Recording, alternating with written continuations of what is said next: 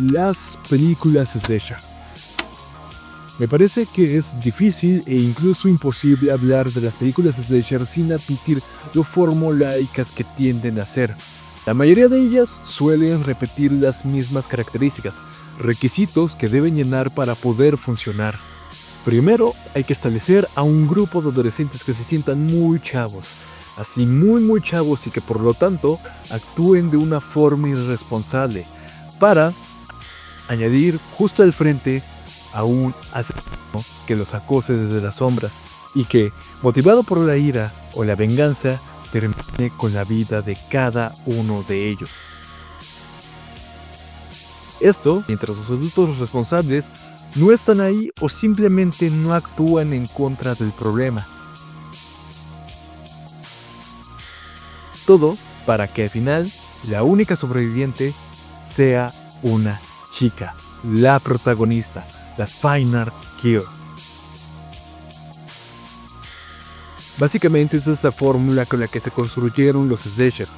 Los títulos que consolidaron al subgénero como Black Christmas, Masacre en Texas, Viernes 13, Prom Night y Pesadilla en la calle N trabajaron con esto, y sus herederos, las propuestas que vinieron después como El Día de los Inocentes o Popcorn, simplemente lo replicaron, porque si algo funciona, no lo cambies. El problema de esto es que con el tiempo inevitablemente se produjo una autodecadencia. Para los años 90, los slashers ya habían cometido uno propio. Urgentemente se necesitaba una rehabilitación. Las interminables secuelas de Halloween, Pesadilla en la calle N y Viernes 13 eran un claro ejemplo de lo mal que estaban, y surgía entonces la pregunta: ¿cómo rescatar algo que es tan genérico? ¿Cómo salvar algo que se basa en una fórmula que en su naturaleza está tan llena de clichés?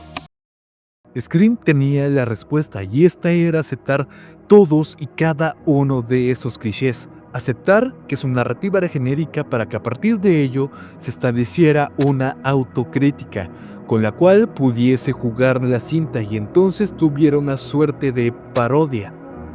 Básicamente, Scream de 1996 reavivó el género, se volvió especial porque aceptó ser lo que es y se mostró tal cual.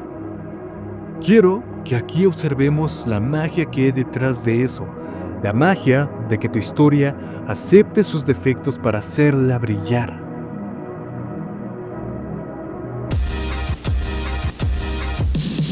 Scream es definitivamente una de mis sagas favoritas, y si estás viendo esto es porque seguramente también lo es para ti.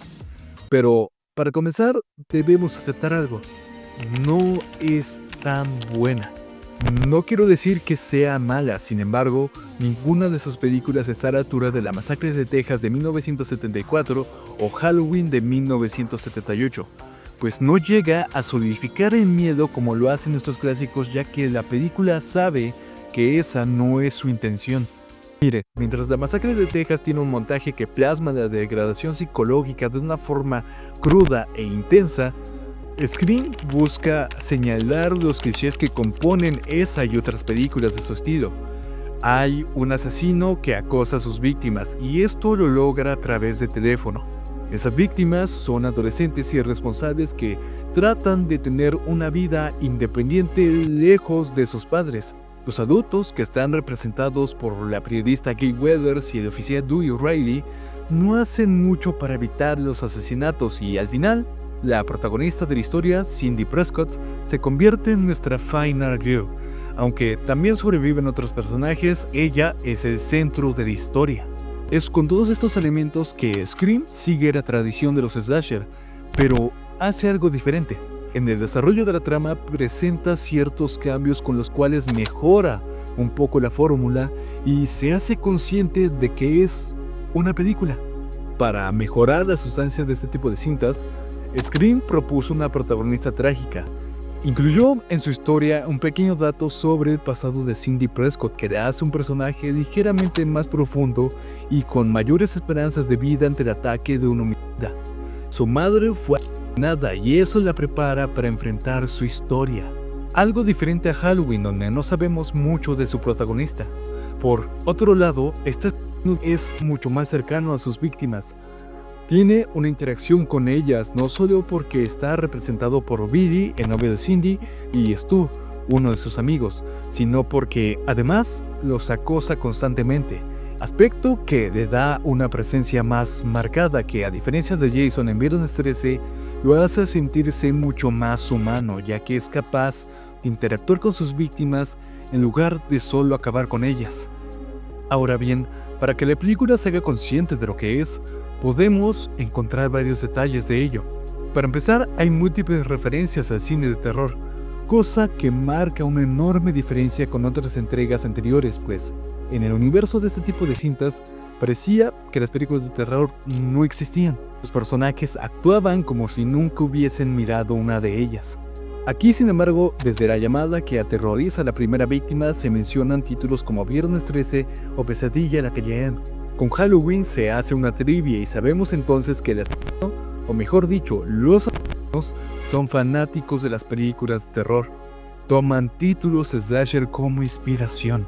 Y de forma opuesta, entre las víctimas se encuentra Randy, quien de igual manera es fanático de estos títulos, solo que él utiliza sus conocimientos sobre ellos para tratar de sobrevivir. Randy cuestiona de forma constante su papel en la cinta, habla sobre cómo viven en una película de terror y nadie puede darse cuenta de ello, y además critica la forma en la que todos actúan. Él es la primera persona que señala al verdadero culpable de todas las muertes que ocurren, pero nadie le hace caso.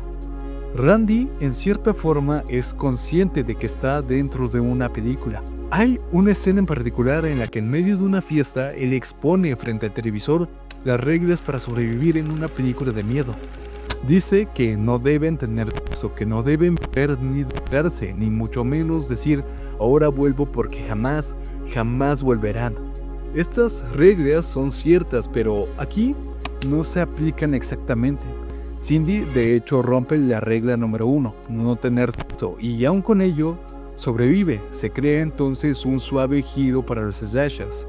Un juego para crear una situación irónica que culmina en el acto de Randy mirando un televisor mientras le grita a los personajes que vean hacia atrás cuando justo a sus espaldas el asesino lo observa.